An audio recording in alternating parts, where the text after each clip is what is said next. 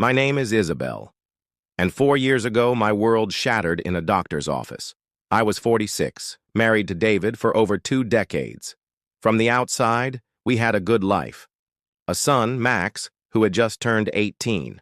A stable home. Laughter on anniversaries. Fresh flowers just because. David was dependable, charming. Or at least, I thought he was. It all changed with a lump I found during a routine self-exam. I almost ignored it, but something told me to get it checked. I never expected the look on my doctor's face to shift the way it did. I never expected the words, stage 2 breast cancer. That evening, I gathered David and Max. I still remember how my voice shook as I told them. Max stared at the floor. David placed a hand on my shoulder and said, "We'll get through this together." But something about it felt hollow. The weeks that followed blurred into a swirl of tests, appointments, scans, and fear. Surgery, chemotherapy, radiation. My oncologist laid it out bluntly. I steeled myself for the fight of my life. At first, David was there, distant but present. Max was quiet, always with his headphones on. I told myself they were just overwhelmed. Give them time, I thought. But time didn't heal. It revealed. 2 months into treatment, everything shifted. David stopped asking how I felt. He barely looked at me. I once overheard him whispering on the phone in the guest room, "She's not the same anymore." I didn't sign up for this. That night I didn't sleep. Not from nausea, not from pain, but from heartbreak. The next morning I confronted him. He didn't deny it. "I can't do this anymore," he said. "This isn't a life. I want to be happy. I've given you years, Isabel. I deserve happiness too." And just like that, he was gone.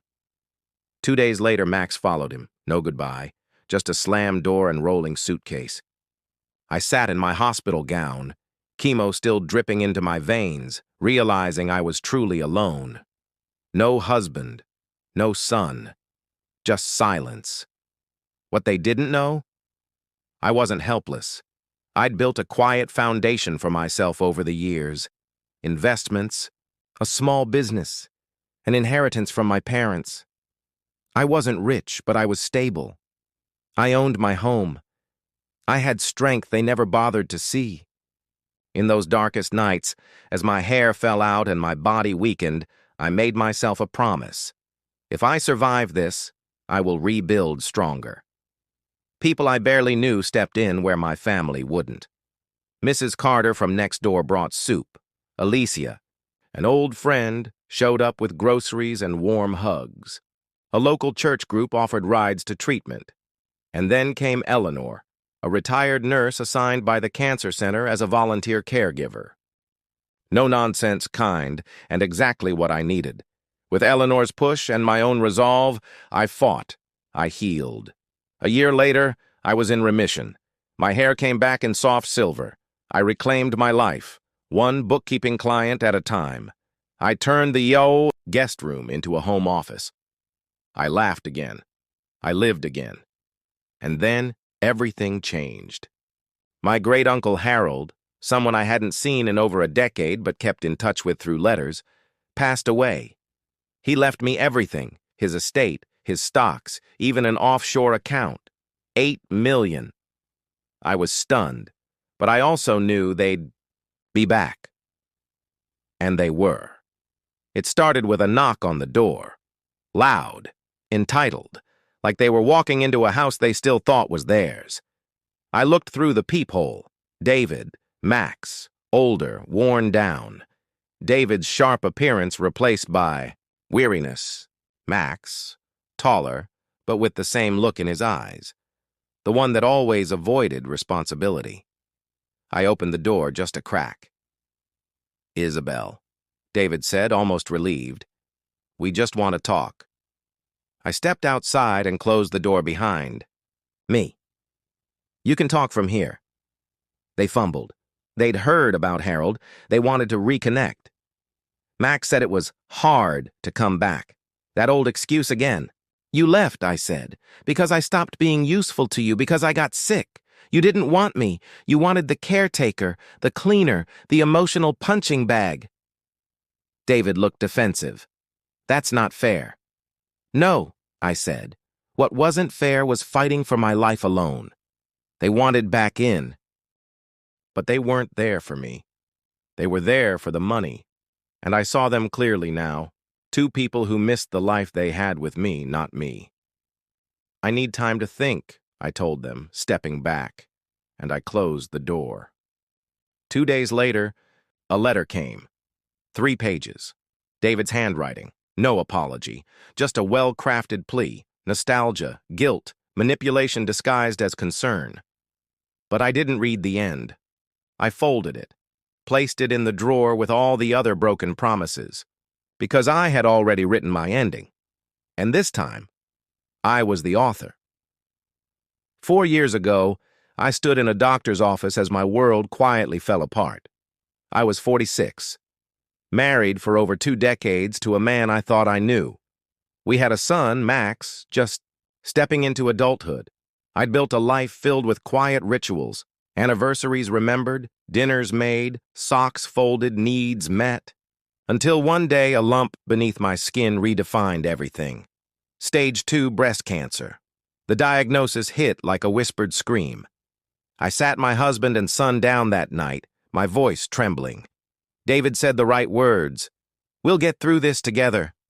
But something in his tone felt distant, mechanical. Weeks passed in a blur of biopsies, chemotherapy, and quiet despair. At first they were there. Then, they weren't. David stopped touching me, stopped asking how I was. Max disappeared into silence. One night I overheard David whispering, "She's not the same anymore. I didn't sign up for this." A few days later he left. Max followed. No goodbye, no look back, just absence. But they didn't know who they'd left behind. What cancer didn't take, abandonment tried to, but I fought back. Alone, I peeled myself off bathroom floors, stitched emotional wounds shut, and clung to the kindness of neighbors and strangers. Eleanor, a retired nurse, became my rock. Alicia, a long-lost friend, became my light. I built something new from the ashes of what they burned. I survived, and in surviving, I changed. Then one day the past knocked on my door. David and Max stood there like time hadn't passed, like they hadn't left me to die. I didn't invite them in. I didn't need to. I already knew why they came. The inheritance. Uncle Harold, my quiet, distant relative, had left me everything. His home, his stocks, his legacy, 8 million, and suddenly I mattered again. The letter arrived next. Carefully worded guilt. Regret, neatly wrapped in sentiment. The kind of apology that might have swayed the woman I used to be. But not anymore. The final paragraph was the real point. Max is in college now. The tuition is steep. If you could help, it would mean the world. There it was, the truth beneath the prose. They didn't come back for me. They came for access to my life, my home, my forgiveness, and my bank account. I didn't reply. Instead, I poured a glass of wine, sat by the fireplace, and made a different kind of call. Let's talk estate planning, I told my lawyer, and let's make it airtight. I rewrote my will, transferred the house to a trust with strict stipulations, named beneficiaries who had earned their place, Eleanor, Alicia, the local cancer foundation. David and Max were nowhere on the page. But I wasn't done. I turned the guest room into a studio. I began recording video journals, my truth spoken aloud. If anyone ever tried to rewrite the story, I'd have the receipts. David and Max left when I needed them most, and now they're back. Not for love, for convenience. I backed it all up. Cloud, hard drive, lockbox, because I knew they'd return. They did. 2 weeks later, same knock, different energy, softer, hesitant. David and Max stood on my porch. David irritated, Max uneasy. "You've been ignoring our messages," David said. "I have," I replied simply. "Isabel, we were married for 20 years. Don't you think we deserve at least a conversation?" I raised an eyebrow. "Now you want to talk about what we deserve?" Then Max spoke. "Mom, I'm sorry. I didn't get it back then. I was scared. I followed Dad because it was easier. I told myself I'd come back someday, but the longer I waited, the harder it became. I don't know how to make it right. But I need you to know I'm sorry." His voice cracked. And for the first time in years, my armor trembled. I had waited for that. Honest regret. Not from David. From Max. David, meanwhile, scoffed. "You're doing great now. So why keep holding on to all this bitterness?" I snapped. "I didn't die, David, because I fought like hell, alone. I changed my own bandages, cooked for myself while vomiting.